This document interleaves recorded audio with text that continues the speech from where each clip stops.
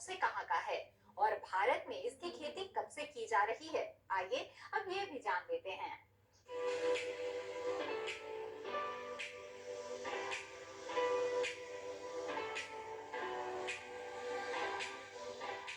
आड़ू की उत्पत्ति चीन में हुई, जहां इसकी बागवानी करीब 3000 साल पहले से की जा रही है। हालांकि कुछ विशेषज्ञों का मत है कि आड़ू की उत्पत्ति ईरान में हुई। चीन से ये फल भूमध्य सागरीय जलवायु वाले क्षेत्रों में लोकप्रिय हुआ और इसके बाद यूरोप के अन्य हिस्सों में प्रचलित हो गया। जानकार मानते हैं कि तिब्बत के पहाड़ी और दक्षिण पश्चिमी चीन के क्षेत्र आड़ू की विविधता के प्राथमिक और ईरान, मध्य एशिया, इटली, स्पेन और कैलिफोर्निया द्वितीय केंद्र रहे। भारत के पहाड़ी इलाकों की जलवायु इसके अनुकूल थी, इसलिए आड़ू ने आसानी से यहाँ अपनी जगह बना ली। इसकी खेती हमारे भारत देश के विभिन्न प्रांतों में की जाती है।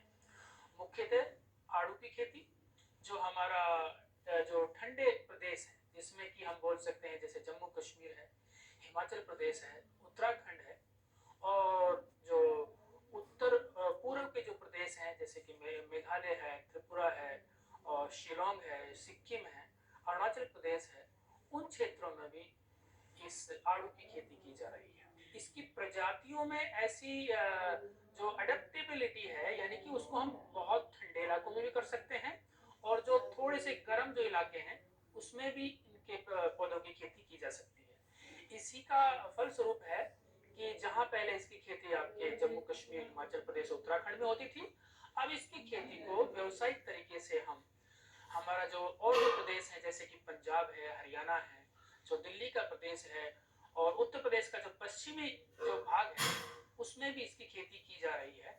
क्योंकि इसमें जो प्रजातियां हैं, जैसे फ्लोरिडा है हमारा यूएसए में, अमेरिका है, वहां से उसको हमने अपने देश में लेके आए थे, और कुछ इजराइल से भी इन प्रजातियों को लेके आए थे, जिसमें कि जो कम तापमान की जो आवश्यकता है उसमें काफी कम होती है।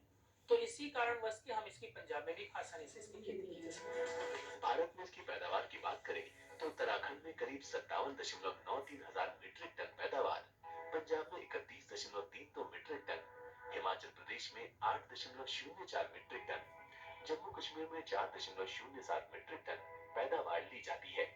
इन आंकड़ों में वो सभी किसान और बागवान शामिल हैं जो इसकी खेती कर रहे हैं, लेकिन जो शामिल होना चाहते हैं उन्हें इसकी पूरी जानकारी लेकर ही बागवानी शुरू करनी चाहिए।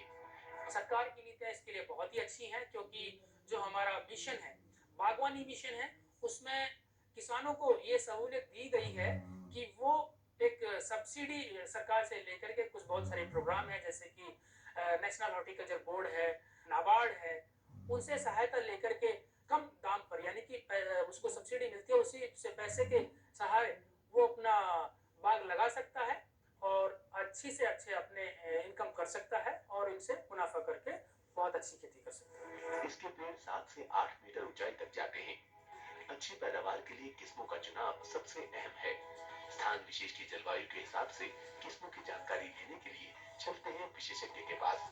जो ऊंचे जो इलाके हैं, जहाँ ठंडे वाले जो प्रदेश हैं जैसे कि जम्मू कश्मीर, हिमाचल प्रदेश, उत्तराखंड, वहां पर जो प्रजातियां हैं जैसे अर्ली क्रेफोर्ड है, पैराडिलेक्स है, बार्टलेट है, फ्लावर क्रेस्ट है, वो कुछ प्रजातियां हैं, क्योंकि वहां ज्यादा ठंड होती है तो उन इलाकों में उसकी खेती की जाती है। क्योंकि इसके जो फूल आने के लिए जो कम तापमान है उसकी आवश्यकता होती है, और वो कम तापमान होना चाहिए हमारा जो कि सर्दियों वाले जो महीने हैं, जैसे कि आपका नवंबर है, दिसंबर है, जनवरी में, उसमें तापमान कम से कम 7 डिग्री सेल्सियस से कम होना चाहिए, और वो कम से कम 700 से 800 चिलिंग यूनिट्स में उसको हम कैलकुलेट करते हैं, जो कि 7 डिग्री सेल्सियस से कम होता है। तो इन वैरायटियों को हम ऊंचे इलाकों में करते हैं जहाँ की तापमान 7 डिग्री सेल्सियस से कम होता है।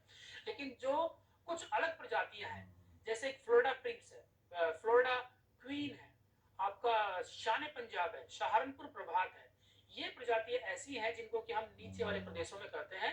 वहां जरूरी नहीं है कि जो सर्दियों का तापमान है 7 डिग्री सेल्सियस से कम भी होता हो, क्योंकि यहाँ उसकी जो चिलिंग रिक्वायरमेंट होती है बड़ी आसानी से कर देते हैं। इसीलिए जैसे कि हमारा पंजाब वाला इलाका है, वहाँ हम शान पंजाब की खेती बहुत ही अच्छी तरह से उसकी खेती की जा रही है। इवन सहारनपुर प्रभात है, उसकी खेती जो नीचे वाले इलाके हैं उसमें काफी हद तक की जा रही है।